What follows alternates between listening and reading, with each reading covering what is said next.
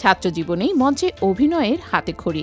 বিশ্ববিদ্যালয় জীবনে সেলিম আল দীন ও নাসির উদ্দিন ইউসুফের হাত ধরে নাট্যদলে যুক্ত হওয়া সবই নাটকের প্রতি তার গভীর অনুরাগের গল্প বলে। আজ 29শে মে অভিনয়ের আকাশে উজ্জ্বলতম নক্ষত্রদের একজন কিংবদন্তি হুমায়ুন ফরিদির জন্মদিন। বেঁচে থাকলে আজ তিনি 74 বছরে পা দিতেন। মঞ্চ, টিভি, নাটক আর চলচ্চিত্র তিন মাধ্যমেই দুর্দান্ত প্রতাপ রেখে গেছেন তিনি। অভিনয় শুধু পেশা নয়, ছিল তার নেশা আর নন্দন চর্চার পরিপূর্ণ প্রকাশ। 1952 সালের এই দিনে ঢাকার নারিন্দায় জন্ম নেন কিংবদন্তি অভিনেতা হুমায়ুন ফরিদি। তবে তার পৈতৃক বাড়ি গাজীপুরের কালীগঞ্জ উপজেলার চুয়ারিয়া গ্রামে।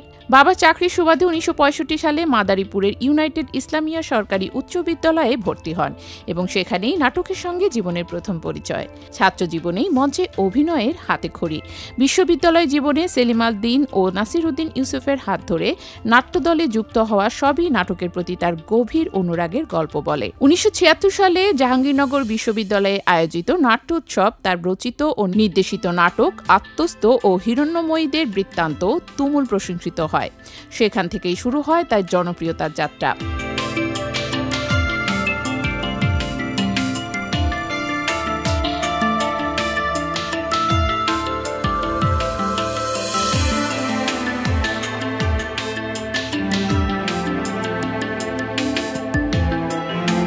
টিভি নাটকে নিখোঁজ সংবাদ দিয়ে যাত্রা শুরু।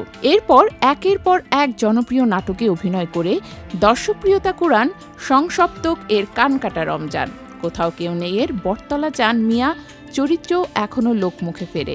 চলচ্চিত্রে প্রথম অভিনয় তানভীর মোকাম্মেলের হুলিয়াতে, আর বাণিজ্যিক ছবিতে অভিষেক শহীদুল ইসলাম খোকনের সন্ত্রাসের মধ্য দিয়ে। খলনায়কের চরিত্রেও তিনি আনেন এক অনন্য মাত্রা। ভণ্ড, ঘাতক, আজকের হিটলার, দহন থেকে শুরু করে ব্যাচেলর, শ্যামল ছায়া, 71-এর যিশু পর্যন্ত সবখানেই অনবদ্য তার পারফরমেন্স।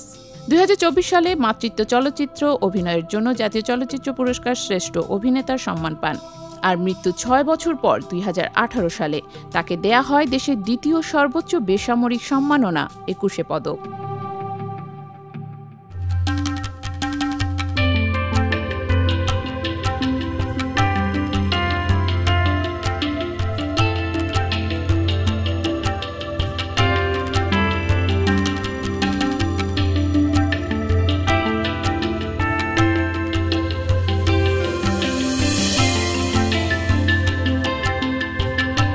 ব্যক্তিজীবনে তিনি ছিলেন সংবেদনশীল ও চিন্তাশীল একজন মানুষ।